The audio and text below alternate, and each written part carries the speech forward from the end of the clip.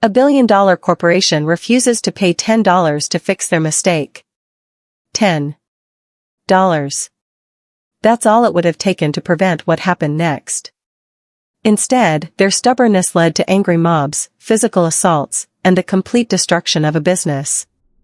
This isn't just a story about wrong numbers and pizza orders.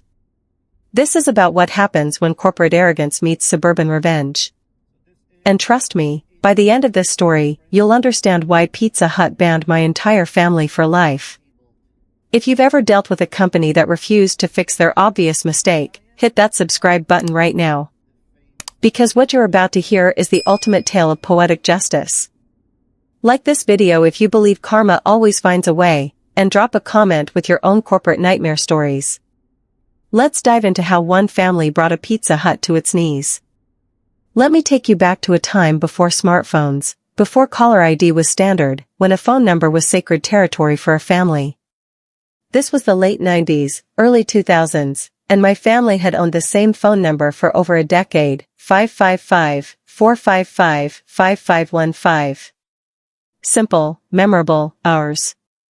Just 5 blocks away sat our local Pizza Hut, with their number, 555-455-5575. Do you see it? The difference between a 1 and a 7. Between a 5 and a 7. In the haste of dialing, especially after a few beers on a Friday night, those numbers blur together like watercolors in the rain. At first, it was manageable. Maybe 3, 4 calls a week. The phone would ring during dinner, and we'd hear that familiar slurred voice, "Yeah, I want a large pepperoni, extra cheese."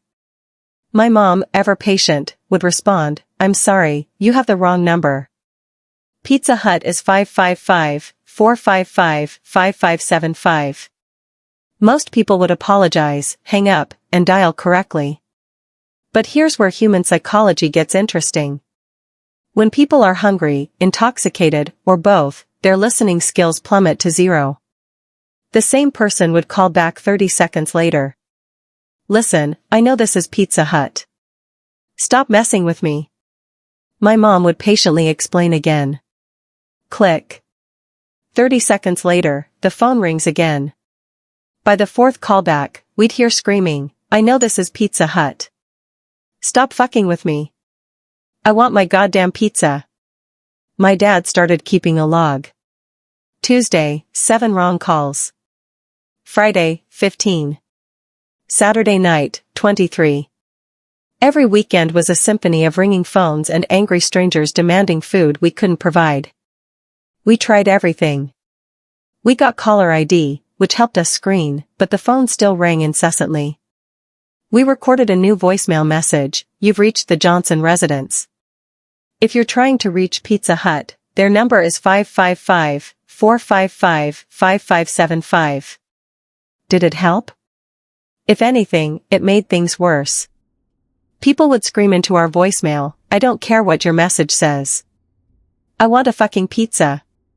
Answer your goddamn phone." My younger sister, barely 13 at the time, once made the mistake of answering during dinner. The voice on the other end didn't even let her finish saying hello. Finally. "Jesus Christ, do you know how many times I've called? I want 2 large pepperonis, 1 Hawaiian, and..." "Sir, this isn't. Don't you dare hang up on me. I've been calling for 20 minutes. This isn't Pizza Hut, sir." The man's response was so vile, so filled with profanity and threats, that my sister burst into tears. My dad took the phone, and I watched his knuckles turn white as he gripped the receiver. But he simply said, "Wrong number," and hung up. That was the night my dad first called Pizza Hut directly. Not to complain, but to find a solution. The conversation started professionally enough. My dad explained the situation to the manager, a guy named Derek, and Derek was surprisingly apologetic. "Oh man, I'm so sorry. We know about the number similarity. We get people coming in sometimes saying they called but no one answered. I'll make sure my staff knows to tell people the correct number." "I appreciate that," my dad said, "but is there any way you could maybe put a sign by your phones? Or when people call you, remind them to double-check the number? Derek agreed, and for about 2 weeks, things improved marginally. The calls dropped from 20 a night to maybe 15. Progress, but not a solution. Then came the advertisement disaster. It was a Thursday morning. I was getting ready for school when the phone rang. Then rang again. And again. By the time I left for school at 7:30 a.m., we'd received 12 calls. My mom, working from home that day, later told us the phone didn't stop ringing for more than 5 minutes at a time. The reason? Pizza Hut corporate had launched a massive advertising campaign. Full-page newspaper ads, billboards along the highway, and most importantly, a brand new phone book advertisement. And in every single one of these advertisements, they'd printed our number instead of theirs. 555-455-5515 was now officially listed as the contact number for Pizza Hut's local branch in 3 different publications and on 2 billboards. How does a multi-billion-dollar corporation make such a mistake? Someone, somewhere, thought a 1 looked like a 7. That's it. A simple typo that would cascade into a nightmare. The first day was hell. The phone rang 247 times. We know because my dad, ever the engineer, started keeping detailed records. 247 calls between 6 a.m. and midnight. Some were quick hang-ups when they heard our voicemail. Others were long, rambling pizza orders left on our machine. But the worst were the callbacks, the angry customers who refused to believe they had the wrong number. My mom tried to work through it, but by noon she gave up. She couldn't conduct business calls with the phone ringing every 2 minutes. My dad came home early from work to find my mom in tears, the phone unplugged, and 37 voicemails waiting. That evening, my dad called Pizza Hut again. This time, he was transferred to Derek the manager immediately. The conversation started calmly enough. Derek, we have a serious problem. Your corporate office put our number in all your advertisements. What? No, that's impossible. I gave them the correct number myself. I'm looking at your newspaper ad right now. It says 555-455-5515. There was a long pause. Then Derek said something that would seal his fate. Well, that's not my problem. Call corporate if you want to complain. Derek, we're getting hundreds of calls. My family can't use our phone. Can you at least put a sign in your store? Tell your customers the correct number? Look, I don't have time for this. It's dinner rush. Deal with it yourself. My dad's voice dropped to a tone I rarely heard, cold and measured. Derek, I'm trying to be reasonable here. All I'm asking is for you to help correct a mistake your company made. It's not my mistake. Derek snapped. And frankly, I'm tired of customers complaining that they called and couldn't get through. You're costing me business. Maybe if you just answered the phone and told them the right number instead of being assholes about it. We've been doing that for years, my dad interrupted. Your customers curse at us, threaten us, and now it's exponentially worse because of your company's mistake. Not my problem. Change your number if you don't like it. Why should we pay to change our number because of your mistake? It costs $10 to change it. Will Pizza Hut cover that? Derek laughed. Actually laughed. $10? You're harassing me over $10 fucking dollars? Get a life, man. We're not paying for shit. You want the calls to stop? Pay the $10 yourself, cheapskate. My dad was silent for a moment. Then he asked, can I speak to your district manager? No. And if you call here again, I'll have you charged with harassment. Goodbye. Click. I was sitting at the kitchen table doing homework, and I'll never forget the look on my dad's face when he hung up.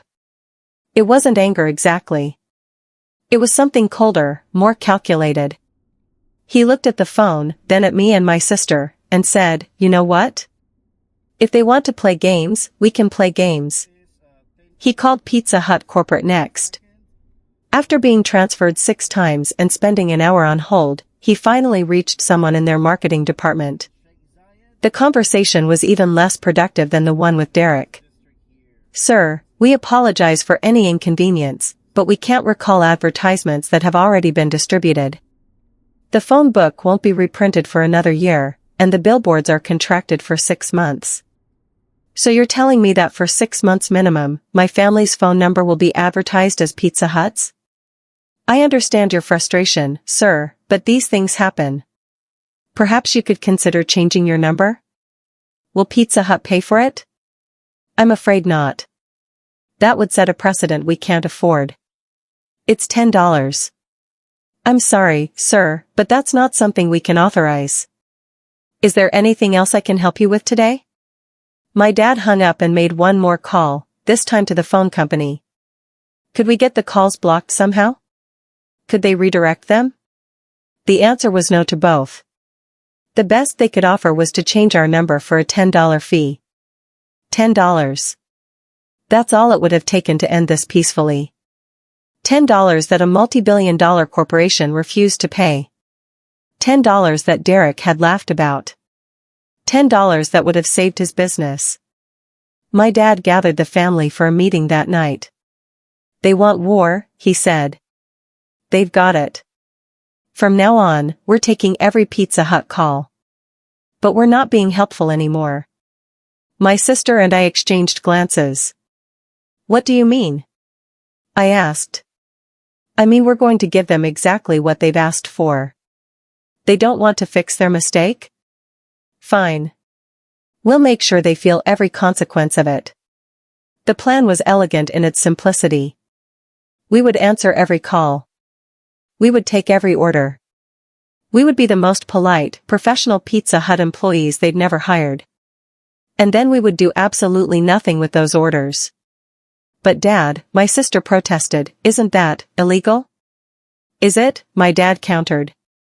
We're not claiming to be Pizza Hut. If people assume we are despite our repeated attempts to correct them, despite our voicemail message, despite years of telling them they have the wrong number, that's on them. We're just stopping the fight. The next morning, the game began. Ring ring. Hello? I answered in my most professional voice. Yeah, I need 3 large pizzas delivered to. Absolutely, sir. 3 large pizzas. What toppings would you like? I took down every detail meticulously.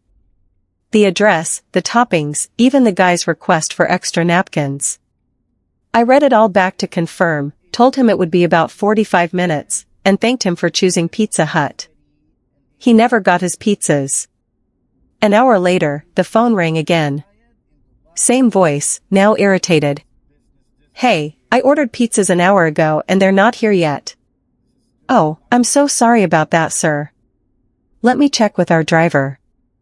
I put him on hold for 30 seconds, then came back. He just left, should be there any minute. Traffic's a bit heavy today. It better be free if it takes much longer. We'll definitely take care of you, sir. Thank you for your patience. He never called back. Probably drove to Pizza Hut himself to complain. This became our routine. My sister and I would race to answer the phone, each trying to outdo the other with our customer service skills. We developed characters, backstories, inside jokes. I was Tony, the eager new employee. She was Sarah, the shift manager who'd been there for years. The calls were relentless, but now they were entertainment. Drunk college kids ordering at 2 a.m.? Absolutely, that'll be delivered to your dorm in about an hour. Angry businessman wanting lunch delivered to his office? Corporate account, no problem sir, we'll bill your company directly. The beautiful part was the delayed reaction. It would take at least an hour before people realized their food wasn't coming. Some would call back once, maybe twice. But eventually, they'd drive to Pizza Hut to complain in person. And that's where Derek started feeling the heat. We knew it was working when Derek called us 2 weeks into our campaign. My dad put him on speaker so we could all hear. What the fuck are you doing? Derek screamed without preamble. I'm sorry, who is this? My dad asked innocently. You know goddamn well who this is. I've had customers coming in here all day saying they ordered pizzas that never showed up. They're saying my employees took their orders and then nothing. That sounds like a real problem for you, Derek. Have you considered that maybe your employees are confused because your company advertised the wrong phone number? You're taking orders. You're pretending to be us. No, we're answering our phone in our home. If people assume we're Pizza Hut despite our voicemail message clearly stating we're not, that's not our fault. We've tried for years to redirect your customers. You told us it wasn't your problem, remember? I'm calling the police. This is fraud. Is it? We're not asking for money. We're not claiming to be Pizza Hut. We're just answering our phone. By the way, Derek, did you know that threatening someone over the phone is actually illegal? Because I have that recorded from our last conversation. Derek hung up. The next escalation came from an unexpected source, Pizza Hut corporate. A week after Derek's call, we received an official cease and desist letter. The language was aggressive, threatening legal action for theft of business and fraudulent misrepresentation. My dad actually laughed when he read it. He called a lawyer friend who reviewed the letter and our situation. The lawyer's response was beautiful. They advertised your number. You've made good faith efforts to correct the situation. You have documentation of their refusal to help. You're not claiming to be them or taking money. If anything, you have a stronger case against them for harassment and negligence. That cease and desist is toilet paper. Armed with this knowledge, my dad called Pizza Hut corporate again. This time, he got through to someone in their legal department. We received your cease and desist, he said calmly. I wanted to let you know that we'll be continuing to answer our phone in our home. If you'd like to discuss the harassment lawsuit we're preparing against Pizza Hut for the sustained disruption of our lives due to your negligent advertising, I'm happy to provide my lawyer's contact information. The legal representative stuttered, Sir, you're interfering with our business operations. No, you're interfering with our lives. You advertised our number. You refused to fix it.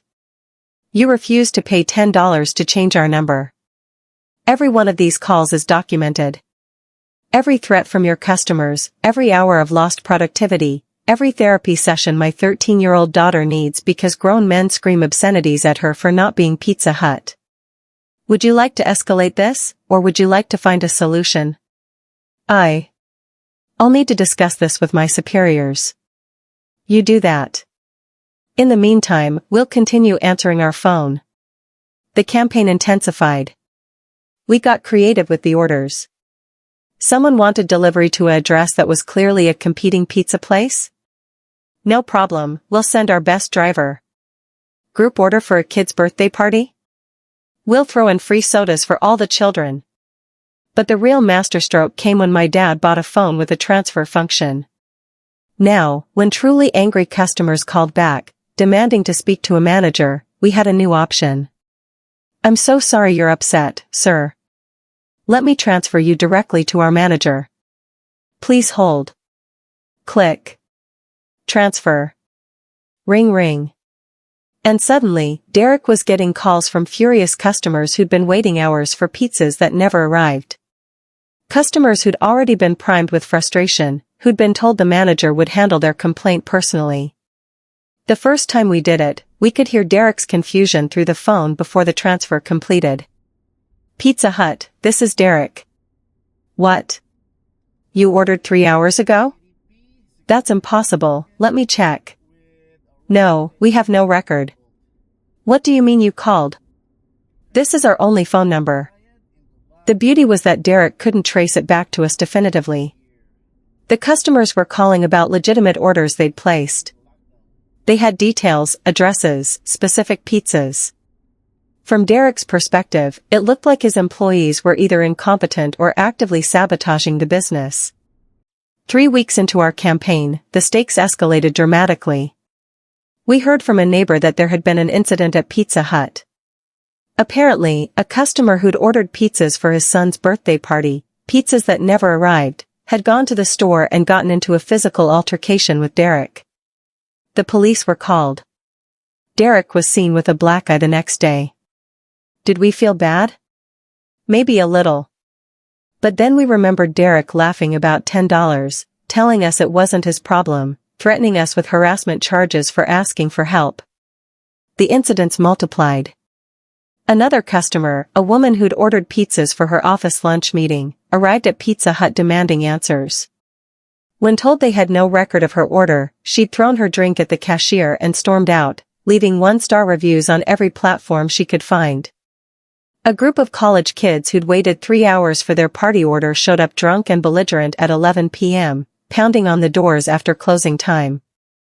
The police were called again. Each incident chipped away at the store's reputation, its employee morale, its bottom line. The local Facebook groups lit up with complaints about the Pizza Hut that never delivered, that lost orders, that had the worst customer service in town. Meanwhile, we were having the time of our lives. My sister developed different personas for different types of callers. For the sweet old ladies ordering their weekly pizza, she was extra kind, taking her time to chat about their grandchildren before taking their order that would never arrive. For the rude businessmen who barked orders without a please or thank you, she was professionally cold, ensuring their disappointment would be particularly acute. I specialized in the late-night drunk orders. These were performance art.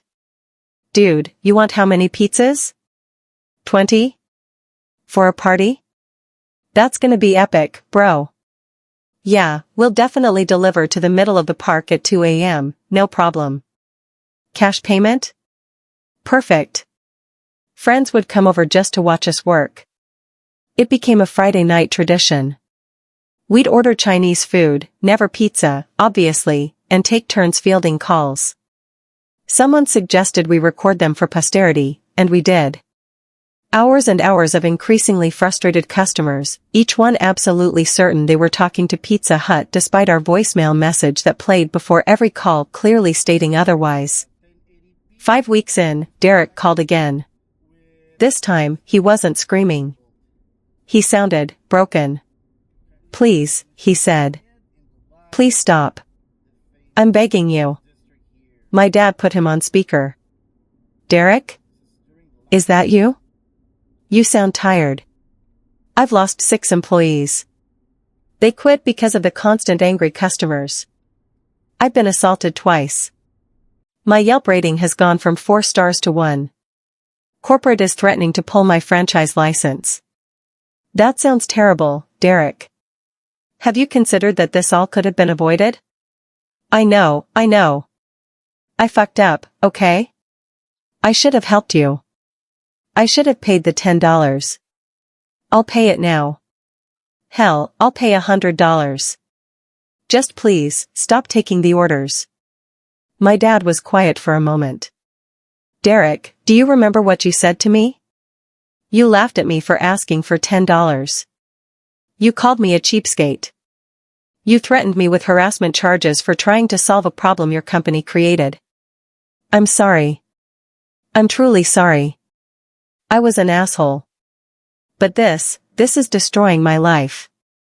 My wife wants to leave me because of the stress. I'm on anxiety medication. I haven't slept properly in weeks. Please. What about Pizza Hut corporate? Have they offered to fix their mistake? Derek laughed bitterly. They're blaming me for the bad publicity. They say I should have managed the situation better. They won't change the ads until the contracts run out. So they're throwing you under the bus. Completely. My dad looked at us, then back at the phone. Derek, I want you to understand something. This was never about $10. It was about respect. It was about a corporation and its representative refusing to take responsibility for a mistake that disrupted our lives. Every day for years, we've dealt with your customers' abuse. My 13-year-old daughter has been cursed at by grown men. My wife couldn't work from home. We couldn't have a peaceful dinner without the phone ringing off the hook. I understand. God, I understand now. Do you? Because from where I'm sitting, you only understand because it's affecting you now. When it was just affecting us, you didn't care. You're right. You're absolutely right. There was another long pause. Then my dad said, "Well, stop taking the orders, Derek. But not for you. We'll stop because we're not cruel people, and I think you've learned your lesson. But I want something from you first. Anything. I want a written apology. Not an email, a handwritten letter. I want you to acknowledge what your company did, how you responded, and why it was wrong. I want you to send copies to Pizza Hut Corporate and to the Better Business Bureau. And I want you to put a sign in your store window with the correct phone number and an explanation that if customers have had issues with orders, it's because Pizza Hut advertised the wrong number. That could cost me my franchise. That's your choice, Derek. Continue dealing with the consequences of your actions, or own up to them publicly. Your call. Derek was quiet for so long we thought he'd hung up. Then, okay. I'll do it. The letter arrived 3 days later. It was everything my dad had asked for and more. Derek not only apologized but detailed the entire saga, including his own failures and Pizza Hut Corporate's negligence. He made copies for corporate, the BBB, and even sent one to the local newspaper, which ran a story about the mix-up. We stopped taking orders immediately after receiving the letter. But the damage was done. The years of bad reviews, the reputation for unreliability, the employee turnover, the corporate scrutiny, it all came to a head 2 weeks later when Derek's Pizza Hut closed permanently. We heard from neighbors that Derek had lost his franchise and declared bankruptcy. The location sat empty for 6 months before a local taco place moved in. They, thankfully, had a completely different phone number. Pizza Hut Corporate finally changed the advertisements when the contracts expired, but by then, it didn't matter. The damage to their local reputation was complete. 2 other Pizza Hut locations in our area closed within the year, unable to overcome the association with the failed franchise. As for the $10, we never got it. We ended up changing our number anyway, partly to escape the residual calls but mostly because we'd burned that bridge so thoroughly that keeping the number felt like keeping a war trophy.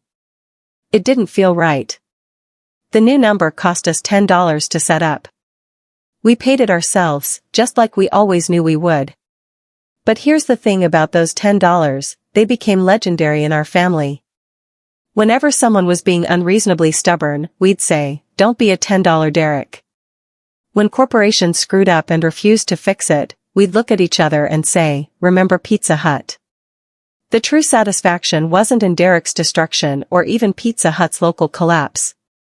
It was in that moment when Derek called, broken and desperate, finally understanding what we'd endured for years. It was the cosmic justice of a corporation that refused to spend $10 losing hundreds of thousands in revenue. It was David not just defeating Goliath, but doing it with Goliath's own sword. Every person who's ever been dismissed by someone in power, everyone who's been told their problems don't matter, everyone who's been laughed at for asking for basic courtesy, this victory was for all of us. We didn't just win, we proved that sometimes, the universe has a sense of humor about justice. My sister went on to become a consumer rights attorney. She says those weeks of taking pizza orders taught her more about corporate accountability than law school ever did. My dad frames Derek's apology letter in his office, not as a trophy but as a reminder that standing up for yourself isn't about the money, it's about the principle. And me? I learned that revenge isn't best served cold. It's best served at exactly the temperature a pizza would be if it had been sitting in a car for the 45 minutes we told customers it would take to deliver. Reflection. Looking back, there's a part of me that wonders if we went too far. Derek lost his business, his marriage, his financial security. Employees lost their jobs. Customers went hungry. Over $10. But then I remember my sister crying after being screamed at by another drunk stranger. I remember my mother unable to work because the phone wouldn't stop ringing. I remember years of "sorry, wrong number" met with "fuck you, I know this is Pizza Hut." We didn't create this situation. We didn't print the wrong number in thousands of advertisements. We didn't refuse to spend $10 to fix a clear mistake. We didn't laugh at someone asking for help. We simply stopped being victims and started being players in a game we never asked to join. The real villain here wasn't Derek, though he was certainly an antagonist. The real villain was a system where a corporation could make a mistake, refuse to fix it, and expect ordinary people to just absorb the consequences. A system where $10 meant nothing to them but everything to the principle of accountability. In the end, we didn't destroy a Pizza Hut. Pizza Hut destroyed itself through negligence, arrogance, and an astounding inability to solve a $10 problem. We just made sure they felt every consequence of their choices, the same way they'd made us feel the consequences of their mistake. Was it petty? Absolutely. Was it justified? I'll let you decide. But was it satisfying? Oh, my friends, it was the most satisfying $10 never spent in the history of capitalism.